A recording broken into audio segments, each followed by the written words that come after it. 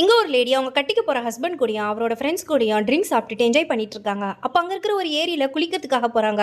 இதை பார்த்தா ஹஸ்பண்டோ ஃப்ரெண்ட்ஸுமே அவங்களோட சேர்ந்து குளிக்க வராங்க. இப்ப இவங்களுமே தண்ணிக்குள்ள ஒளிஞ்சு ஒளிஞ்சு அவங்க கிட்ட விளையாட்டு காட்டிட்டு இருக்காங்க. அந்த தண்ணியில இந்த லேடியை கண்டுபிடிச்சிட்டேன்னு சொல்லி கையை பிடிக்கிறாரு. பார்த்தா வெறும் கை மட்டும்தான் இருக்கு. பயந்து இவங்களும் வெளியே போயிடுறாங்க. அந்த லேடி ஒரு முதல்ல இதை அட்டாக் பண்ணி சாகடிச்சிருக்கோம். இப்போ ஒரு ஸ்விம்மிங் பூல்ல ரெண்டு லவ்வர்ஸும் மாட்டிட்டு இருக்காங்க. அந்த பொண்ணும் அந்த பையனுமே இப்போ உன்னாலதான் உள்ள மாட்டிக்கிட்டோன்னு சொல்லி பயங்கரமா சண்டை போட்டுட்டு இருக்காங்க. இந்த பொண்ணு ஒரு வசதியான வீட்டை சேர்ந்த பொண்ணு. ஆனா அந்த பையனும் ஏழை பையன். இவங்க ரெண்டு பேருமே லவ் பண்ணிட்டு இருப்பாங்க. அந்த பொண்ணுக்கு அப்பா அம்மா கிடையாது. அதனால அவங்க அக்காவும் மாமாக்குமே இந்த பொண்ணு லவ் பண்றது சுத்தமா பிடிக்கல. அந்த பையனை லவ் பண்றதை விட்டுடுன்னு சொல்லியும் இந்த பொண்ணு கேட்காம இப்போ அவனோடவே வீட்டை விட்டு கிளம்பி போயிடுறா. ஏன்னா இப்போ அந்த பொண்ணுமே பிரெக்னெண்டா இருக்கு.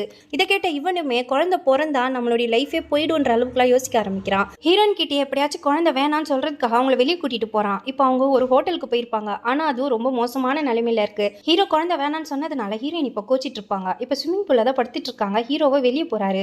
அவங்க கிட்ட சொன்னாலுமே அவங்க காதலியே வாங்கிக்கல. இப்போ திடீர்னு ஸ்விம்மிங் பூல்ல இருக்கிற தண்ணியுமே வெளியேறிட்டு இருக்கு. ஹீரோயின் தூங்கிட்டதால கவனிச்சிருக்க மாட்டாங்க. ஆனா இப்போ எழுந்து பார்த்தா அவங்களும் ஸ்விம்மிங் பூலோட அடி ஆழத்துக்கு போயிட்டாங்க. அது எப்படி ஒரு 20 அடி ஆழம் இருக்கும். இவங்களும் இப்போ என்ன பண்றதுன்னே தெரியல. அங்க சுத்தி யாருமே இல்ல.